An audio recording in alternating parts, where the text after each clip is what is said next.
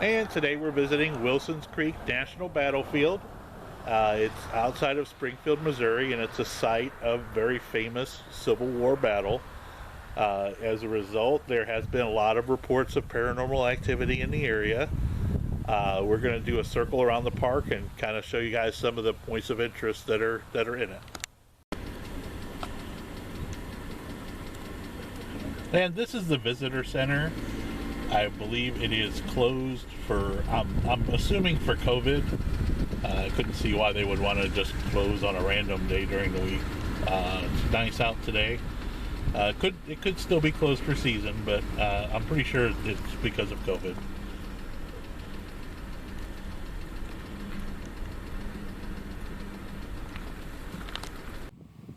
We're here at Gibson's Mill, the first stop along the way.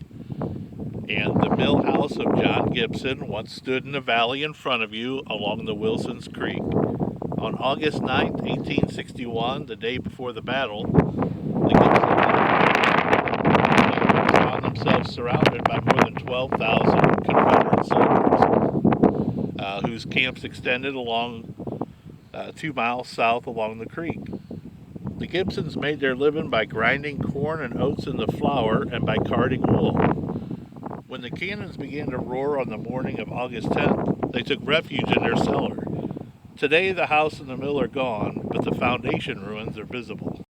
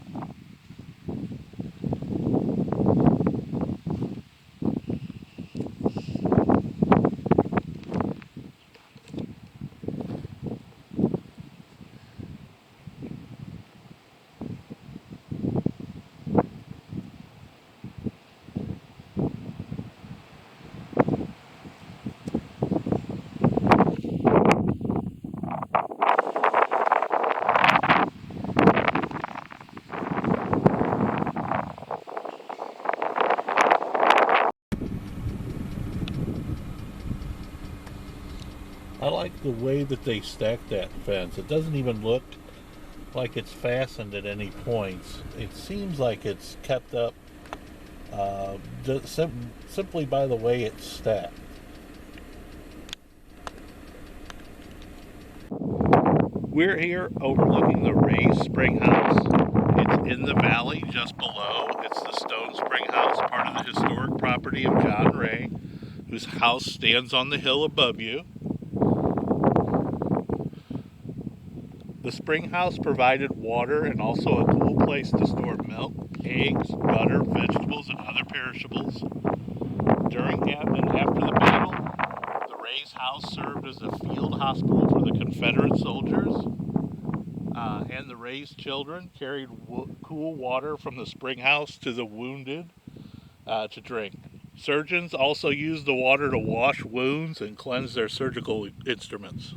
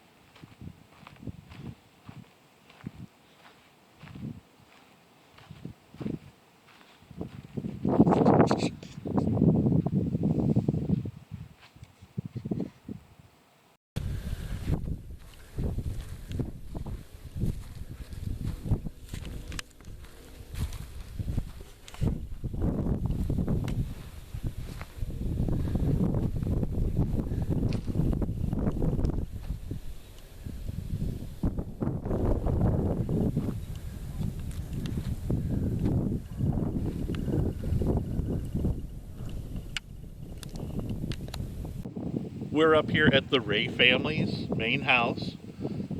The Ray house is the only park structure on its original site that dates back to the Battle of Wilson's Creek. Postmaster Farmer John Ray built it in the 1850s. For 10 years, it served as the Wilson's Creek Post Office, a stopping place on the old wire road that connected Springfield, Missouri with Fort Smith, Arkansas. In 1861, 12 people were living here. John and Roxana Ray, their 9 children, and a male. Their slave, Aunt Rhoda, and her 4 children occupied a small cabin to the rear of the house. On August 10th, 1861, they found themselves in the path of war.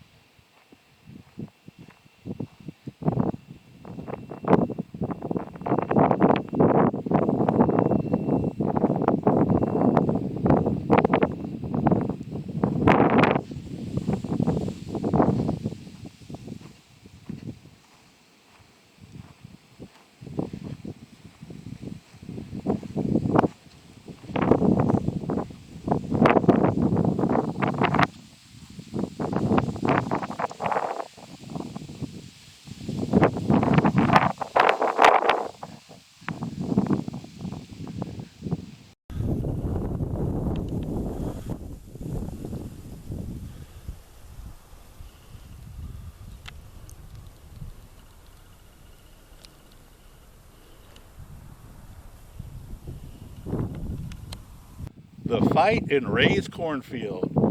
John Ray watched the first stage of the Union defeat from the porch behind you. At 6:30 in the morning on August 10th, 1861, soldiers appeared in his cornfield. The cornfield, the fenced high ground in front of you, just beyond the Ray springhouse. From the right came Captain Joseph B. Plummer's 300-man regular Army battalion, sent by General Lyon to secure the Federal left flank. Plummer had observed the Pulaski Arkansas artillery mauling the main Union line on Bloody Hill, and was moving to silence the battery. But the left, about 900 Louisiana infantry and Arkansas dismounted riflemen, stood in their way. The clash was short and decisive. Confederate Colonel James McIntosh inspired a daring charge through the corn that sent the United States regulars running back to the creek. Only the Union artillery on Bloody Hill kept the Southerners from annihilating Plummer's battalion. We're at the site of the Pulaski Arkansas battery. In the opening moments of the battle, Union infantry swept back to Southern cavalry, overrunning two camps, topping the crest of the Bloody Hill. Nothing stood in the Federals' way. At the bottom of the Bloody Hill lay the main Southern camps, virtually defenseless. Then, from the top of the small ridge to your right, Captain William E. Woodruff's Pulaski Arkansas battery opened fire, infiltrating an entire length of the Union line. These four cannons forced a halt in the Federal advance. As a result of the Southern infantry was able to organize a line of battle and attack the Union line. The trail beginning here leads to the site where Pulaski Arkansas battery was positioned, and also to the site of General Sterling Price's Confederate headquarters on the opposite side of Wilson's Creek. The round trip was about a mile. We're at the overlook of Price's headquarters. It's down in the valley there. Since August 6, 1861, thousands of Confederates had been camping in this area surrounding Major General Sterling Price's headquarters, waiting to attack the Union Army in Springfield. On the night of August 9th, the long-awaited orders were issued. Pickets were called in, and the Army began to advance. But when it began to rain, the Confederates postponed their attack, fearing their black gunpowder would become wet.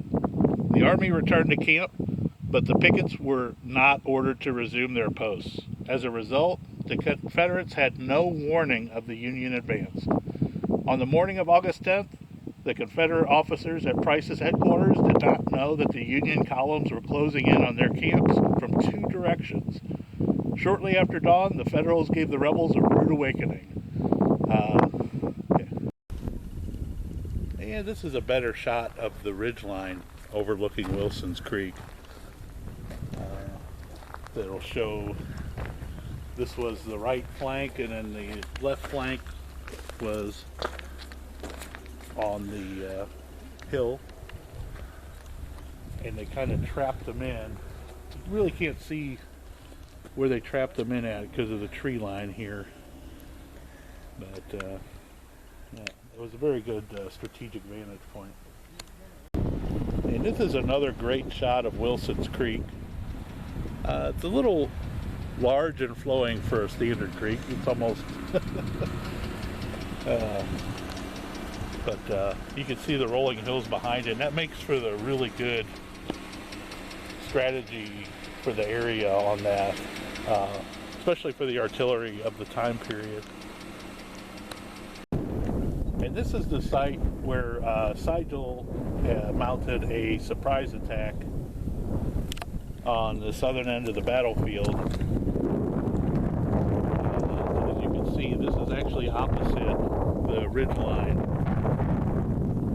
where the Confederates had set up their artillery. You can see, I don't know if you can see in the distance, there are a couple model cannons there to kind of represent the direction in which they had advanced from.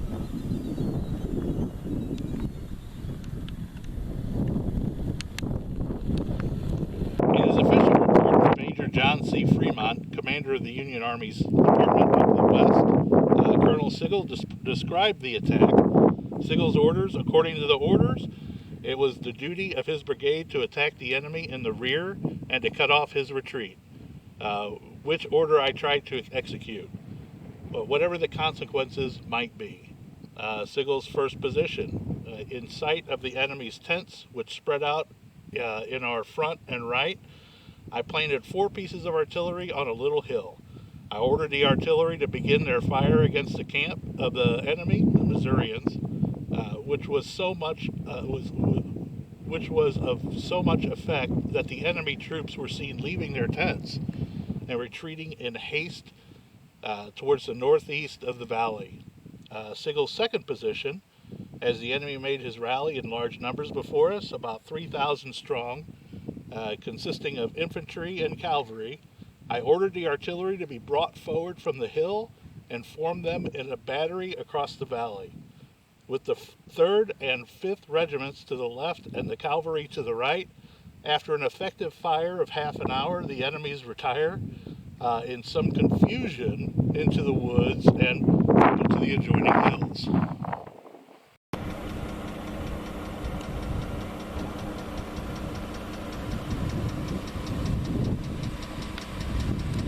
The rout of Sigel's column. The Union strategy at Wilson's Creek called for a 2-pronged surprise attack. General Lyon's main column, with about 4,000 men, would strike the Confederate camps from the north, while Colonel Franz Sigel's brigade, of about 1,200 men, would attack from the south. The Confederate army would be crushed between the converging columns.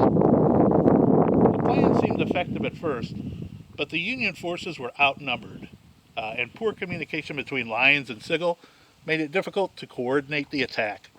Moving up the hill behind you, a line of advancing rebels that Federals mistook for reinforcements, the gray-clad 1st Iowa charged and overran Sigel's position. And here we have a couple of the cannons that are strewn about the battlefields. Wonder if my wife will let me get one for the front yard. Might have a little fight on my hands with that. And we see Howitzer battery. From this spot, one can imagine the challenge which faced the Confederate army. Further up the hill in front of you, over 4,000 Union soldiers and 10 pieces of artillery were positioned to repulse any Southern effort to regain the high ground.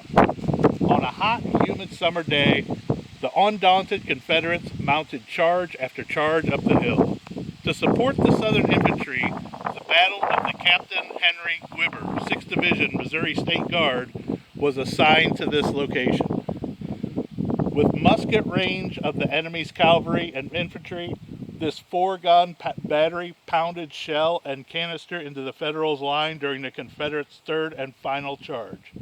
This assault, with a Southern line of battle 1,000 yards long and involving some 6,000 soldiers, was characterized by Union Commander Major Samuel Sturgis as the fiercest and most bloody engagement of the day.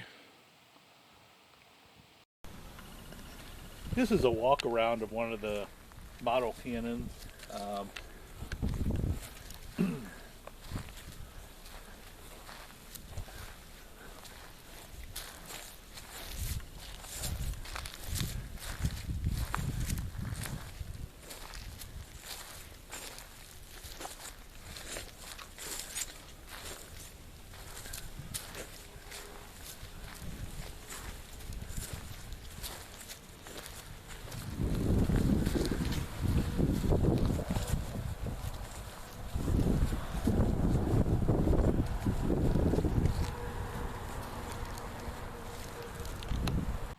Action front. I ordered Lieutenant Pulaski to move forward with his section, saving the Kansas regiment from being overthrown. James the men of Pulaski's section found their view enhanced and their cannons' range increased. Removed from the rest of the Captain Trotman's battery, the 2 cannons up the section bolstered the infantry's position, protecting the Union's right flank. This type of cannon is a Howitzer. It is designed to lob exploding projectiles at the enemy. Firing shell and case shot, shrapnel, the range is a little over 1,000 yards. Canister would be blasted at close range against the charging infantry or cavalry.